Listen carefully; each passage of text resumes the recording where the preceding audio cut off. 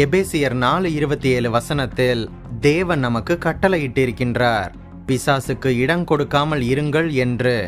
நம் வாழ்க்கையில் பிசாசை நுழையவே விடக்கூடாது.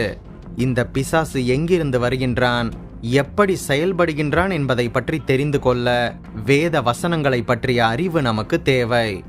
அதற்காகத்தான் இந்த வீடியோவில் இந்த பிசாசுகள் எப்படி செயல்படுகின்றன என்பதையும் ஒருவரின் வாழ்க்கைக்குள் பிசாசு நுழைகின்ற 7 விதமான வழிகளை பற்றியும் பார்க்க போகின்றோம். இதை நாம் நிச்சயமாக தெரிந்து கொள்ள வேண்டும். அப்போதுதான் நாம் இந்த பிசாசை தோற்கடிக்க முடியும்.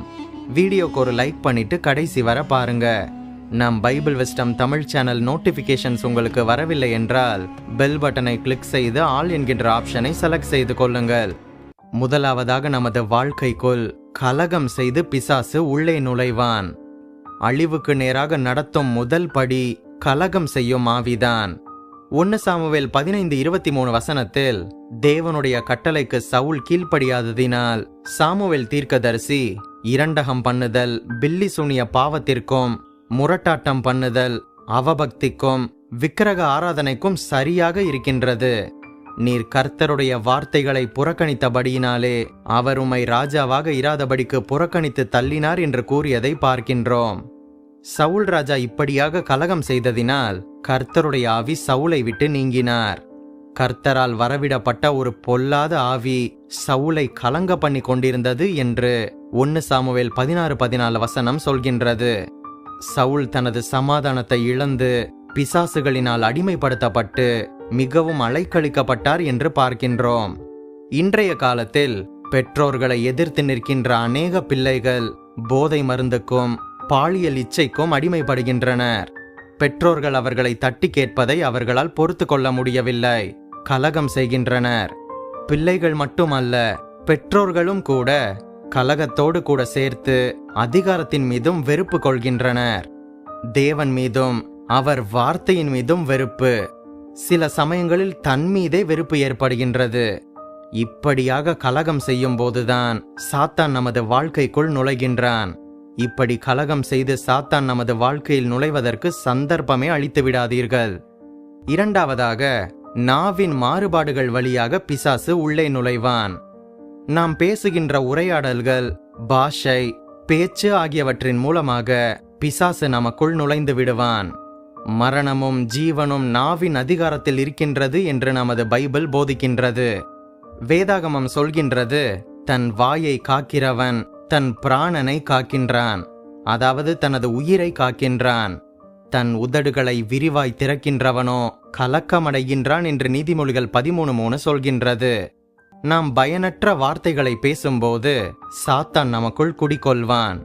துன்மார்க்கனுக்கு அவன் உதடுகளின் துரோகமே கண்ணி என்று நீதிமொழிகள் 12:13 கூறுகின்றது. நமது நாவின் வார்த்தைகளின் மூலமாக நாம் பிசாசின் சிக்கலில் மாட்டிக்கொள்கின்றோம். அதுபோக மற்றவர்களுக்கு தீங்கு விளைவிக்கும் வார்த்தைகளையும் நாம் பேசும்போது அவை தேவனை கனப்படுத்தாமல் பிசாசுகளை உள்ளே வரவழைக்கும்.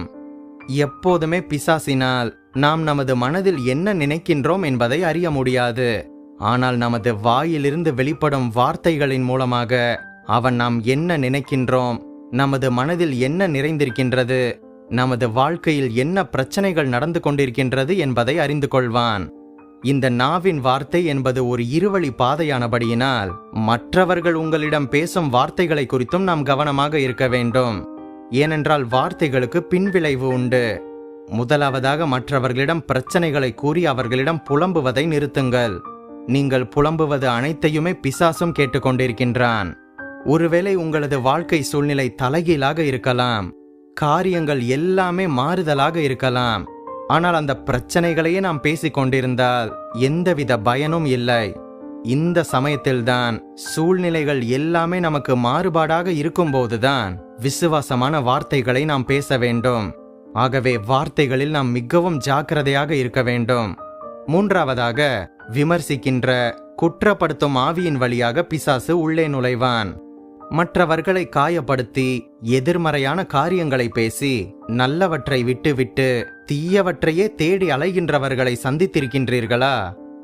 அப்போஸ்தலனாகிய பவுல் கேட்கின்றார், இப்படி இருக்க நீ உன் சகோதரனை குற்றவாளி என்று தீர்க்கின்றதென்ன? நீ உன் சகோதரனை அற்பமாக எண்ணுகின்றதென்ன? நாம் எல்லாரும் கிறிஸ்துவினுடைய நியாயசனத்திற்கு முன்பாக நிற்போமே என்று ரோமர் 14:10 கேட்கின்றார். பிறரை குற்றப்படுத்துகின்ற மனப்பான்மை நிச்சயமாக அழிவை கொண்டு வரும். நமது தேவன் சொல்கின்றார், பிறனை ரகசியமாக அவதூறு பண்ணுகின்றவனை சங்கரிப்பேன் என்று சங்கீதம் 101:5 கூறுகின்றார். சீர்கேடான வீண் பேச்சுகளுக்கு விலகியிரு.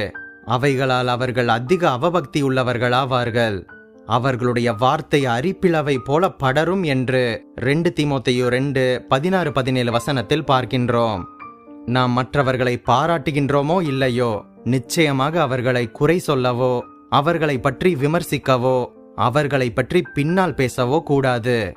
விமர்சிக்கும் ஆவி எனும் வியாதியை, குற்றப்படுத்தும் ஆவி எனும் வியாதியை நமக்கு பிடிக்க வைப்பதே சாத்தானின் முக்கியமான வேலையாகும். ஆகவே இனி அடுத்தவர்களை பற்றி குறை பேச வேண்டாம், அவர்களை பற்றி விமர்சனம் செய்ய வேண்டாம். 4வதாக, பயத்தின் வழியாக பிசாசு உள்ளே நுழைவான். இந்த பயம் என்பது பிசாசு பயன்படுத்துகின்ற ஒரு பெரிய துடுப்பு சீட்டு. நமது வாழ்க்கைக்குள் சாத்தான் நுழைய அவன் பயத்தை பயன்படுத்துவான். அதற்கு அவன் சொல்லுகின்ற காரணம் 1 யோவான் 4:18 பயமானது வேதனை உள்ளது, பயப்படுகின்றவன் அன்பில் பூரணப்பட்டவன் அல்ல என்பதுதான்.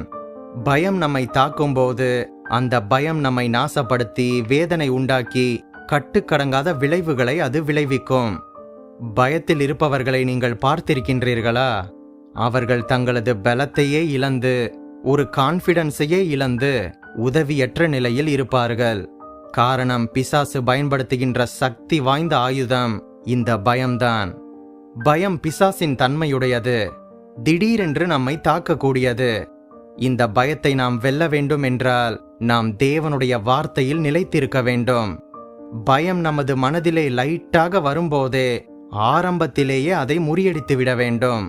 சங்கீதக்காரன் வேதாகமத்திலே கூறியிருப்பது போலவே அவனோடு கூட சேர்ந்து நாமும் சொல்ல வேண்டும், கர்த்தர் என் வெளிச்சமும் என் இரட்சிப்புமானவர், நான் யாருக்கு பயப்படுவேன்? கர்த்தர் என் ஜீவனின் பலனானவர், நான் யாருக்கு அஞ்சுவேன்? என் சத்துருக்களும் என் பகைஞருமாகிய பொல்லாதவர்கள் என் மாம்சத்தை பட்சிக்க என்னை நெருக்குகையில் அவர்களே இடறி விழுந்தார்கள். எனக்கு விரோதமாக ஒரு பாளையம் இறங்கினாலும் என் இருதயம் பயப்படாது.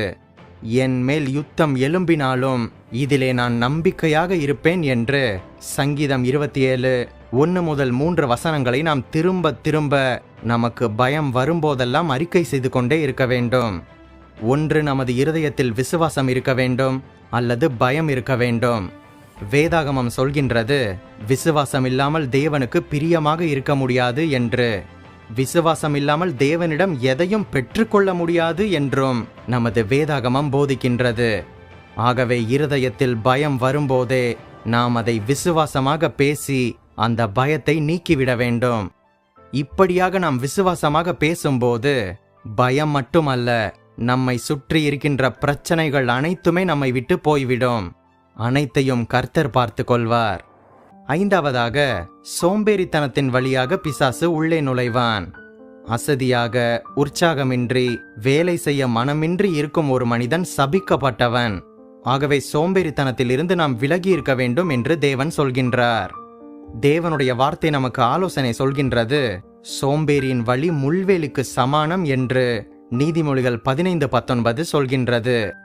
சும்மா இருக்கும் கைகள் பிசாசின் பணிமனை என்று சொல்லப்படுவது உண்மைதான். இந்த சோம்பேறித்தனம் இருக்கின்ற இடத்திலே சாத்தானின் ஆட்சி இருக்கும். நீதிமொழிகள் 6:9-11 கர்த்தர் நம்மை பார்த்து கேட்கின்றார், சோம்பேறியே, நீ எவ்வளவு நேரம் படுத்திருப்பாய்? எப்பொழுது உன் தூக்கத்தை விட்டு எழுந்திருப்பாய்? இன்னும் கொஞ்சம் தூங்கட்டும், இன்னும் கொஞ்சம் உறங்கட்டும், இன்னும் கொஞ்சம் கை முடக்கிக் கொண்டு நித்திரை செய்யட்டும் என்பாயோ? உன் தரித்திரம் வழிப்போக்கனை போலவும் உன் வறுமை ஆயுதம் அணிந்தவனைப் போலவும் வரும் என்று சொல்லப்பட்டிருக்கின்றது. இந்த ஆயுதம் அணிந்தவன் என்பது யாரை விழுங்கலாம் என்று சுற்றி தெரியும் சாத்தான் தான். சோம்பற்கையால் வேலை செய்கின்றவன் ஏழையாவான்.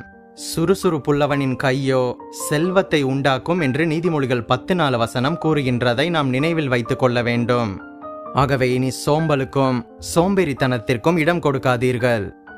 6வதாக, இயற்கைக்கு மாறான பாலின செயல்கள் மூலம் பிசாசு உள்ளே நுழைவான். தேவனுடைய உண்மையை விட்டு விலகின்ற மனிதனிடம் சாத்தான் அதிவேகமாக செயல்படுவான். பாலின செயல்களை உடையவர்களிடம் இன்னும் அதிகமாக செயலாற்றுவான். பாலின செயல்கள் மூலம் பிசாசு உள்ளே நுழைவான். இந்த விஷயத்தில் வேதாகமம் திட்டவட்டமாக இருக்கின்றது.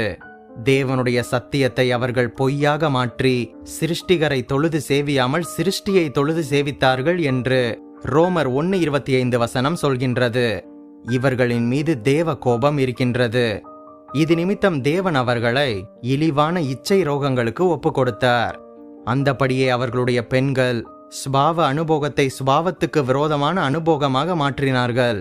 அப்படியே ஆண்களும் பெண்களை சுபாவப்படி அனுபவியாமல் ஒருவர் மேல் ஒருவர் விரக தாபத்தினாலே பொங்கி ஆணோடை ஆண் அவலட்சணமானதை நடப்பித்து தங்கள் தப்பிதங்களுக்கு தகுதியான பலனை தங்களுக்குள் அடைந்தார்கள் என்று ரோமர் 1:26-27 பார்க்கின்றோம்.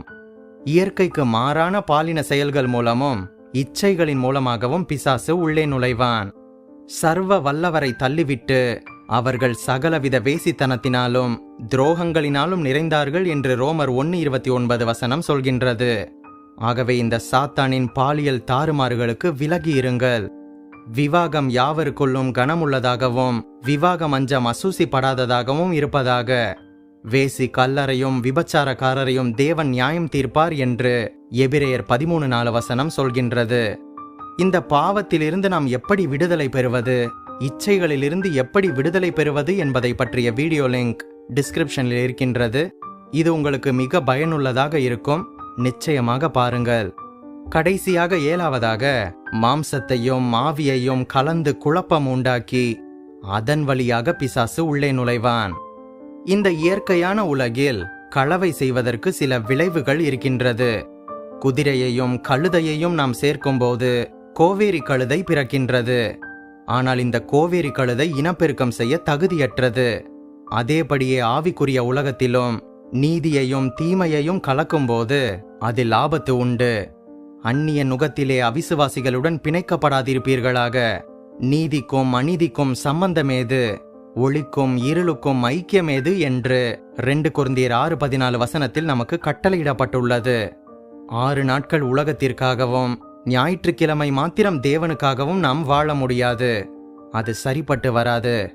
எனவே கர்த்தர் சொல்லுகின்றார், ஆனபடியினால் நீங்கள் அவர்கள் நடுவிலிருந்து புறப்பட்டு பிரிந்து சென்று அசுத்தமானதை தொடாதிருங்கள் என்று கர்த்தர் சொல்லுகின்றார். அப்போது நான் உங்களை ஏற்றுக்கொண்டு உங்களுக்கு பிதாவாக இருப்பேன் என்று 2 கொரிந்தியர் 6:17-18 பார்க்கின்றோம். இந்த 7 பிசாசின் கிரியைகளுக்கு நாம் உடன்படக்கூடாது. இப்படியாக இந்த சாத்தானின் தாக்குதலை நாம் அழிக்கும்படியாக விசுவாசமாக யுத்தத்தில் ஈடுபடும்படியாக விசுவாசிகளாகிய நம்மை தேவன் எதிர்பார்க்கின்றார்.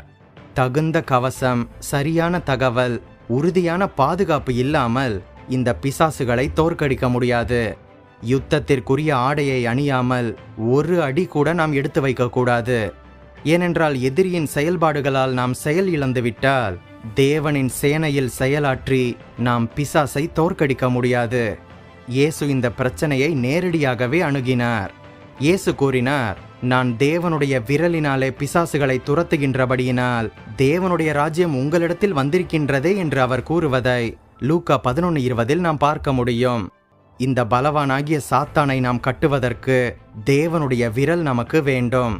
பரிசுத்த ஆவியின் வல்லமை நமக்கு வேண்டும். உங்களுக்கு என்று இங்கு பயன்படுத்தப்படாமல் உங்களிடத்தில் என்கின்ற வார்த்தையை இயேசு பயன்படுத்துகின்றார். பரிசுத்த ஆவியானவர் தரப்பட போகின்றதை குறிப்பிடும் போதும் கூட இதே வார்த்தைகளை இயேசு பயன்படுத்துவதை பார்க்கின்றோம். பரிசுத்த ஆவி உங்களிடத்தில் வரும்போது நீங்கள் பலனடைந்து எருசலேமிலும் யூதேயா முழுவதிலும் சமாரியாவிலும் பூமியின் கடைசி பரியந்தமும் எனக்கு சாட்சிகளாக இருப்பீர்கள் என்று இயேசு கூறியதை அப்போஸ்தலர் 1:8 பார்க்க முடியும். ஆகவே உங்களிடத்தில் என்கின்ற வார்த்தை தேவனின் வல்லமையை குறிக்கின்றது. கட்டுண்டவர்களுக்கு விடுதலையை கொண்டு வர வேண்டுமென்றால் பரிசுத்த ஆவின் வல்லமையினால் நாம் உடுத்தப்பட்டிருக்க வேண்டும். இயேசு தொடர்ந்து கூறுகின்றார், ஆயுதம் தரித்த பலவான் தன் அரண்மனையை காக்கின்ற போது அவனுடைய பொருள் பத்திரப்பட்டிருக்கும். அவனிலும் அதிக பலவான் வந்து அவனை மேற்கொள்வானாகில் அவன் நம்பியிருந்த சகல ஆயுத வர்க்கங்களையும் பறித்து கொண்டு அவனுடைய கொள்ளை பொருளை பங்கிடுவான். என்னோட இராதவன் எனக்கு விரோதியாக இருக்கின்றான். என்னோட சேர்க்காதவன் சிதறடிக்கிறான் என்று லூக்கா 11:21 முதல் 23 அவர் கூறுகின்றார். இந்த பகுதியில் குறிப்பிடப்பட்டிருக்கின்ற பலவான் சாத்தான் தான். அவன் ஆயுதம் தரித்திருப்பதாக இயேசு கூறுகின்றார். இந்த வேத பகுதியில் எதிரியை மேற்கொண்டு அழிக்க நாம் என்ன செய்ய வேண்டும் என்பதை இயேசு குறிப்பிடுகின்றார். இந்த பலவானை பலத்தினால் மேற்கொள்ள வேண்டும். மிகவும் வலிமையுள்ள சக்தியை எப்போதும் ஜெயிக்கும். எனவேதான் இயேசு சொல்கின்றார், பிசாசை விட நாம் வலிமையுடையவர்களாக அவனுக்கு எதிர்த்து நிற்க வேண்டும். எப்படி நாம் இப்படி நம்மை வலிமைப்படுத்திக் கொள்வது என்பதை பற்றியும் தேவனுடைய வார்த்தை சொல்கின்றது. கர்த்தரிலும் அவருடைய சத்துவத்தின் வல்லமையிலும் பலப்படுங்கள் என்று எபேசியர் 6:10 பார்க்கின்றோம். இந்த பலத்தின் ஆதாரம் என்ன, அடிப்படை என்ன தெரியுமா? இயேசுவே சொல்கின்றார், இதோ சர்ப்பங்களையும் தேள்களையும் மிதிக்கவும் சத்துருவினுடைய சகல வல்லமைகளையும் மேற்கொள்ளவும் உங்களுக்கு அதிகாரம் கொடுக்கின்றேன் என்று லூக்கா 10:19 அவர் கூறுகின்றார். ஆகவே பிசாசின் தந்திரங்களையும் அவனது வல்லமைகளையும் மேற்கொள்ள உங்களுக்கு அதிகாரம் கொடுக்கப்பட்டிருக்கின்றது. நாம் முன்பாக பார்த்த இந்த 7 காரியங்களுக்கும் நீங்கள் விலகியிருங்கள். பிசாசுக்கு எதிர்த்து நில்லுங்கள். அப்போது அவன் உங்களை விட்டு ஓடி போவான்.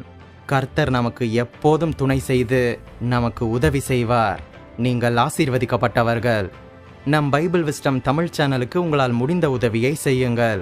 இந்த வீடியோவையும் நமது சேனலையும் உங்கள் கிறிஸ்தவ நண்பர்களுக்கு அறிமுகம் செய்யுங்கள். பிசாசு யார், அவன் எப்படிப்பட்டவன் என்கின்ற வீடியோ லிங்க் டிஸ்கிரிப்ஷனில் இருக்கின்றது, பார்த்து கொள்ளுங்கள். மேலும் பல வேதாகம தகவல்களையும் சத்தியத்தையும் அறிய நம் சேனல் பிளேலிஸ்ட் பக்கத்திற்கு சென்று மற்ற வீடியோக்களையும் பாருங்கள். மறுபடியுமாக சொல்கின்றேன், நீங்கள் ஆசீர்வதிக்கப்பட்டவர்கள்.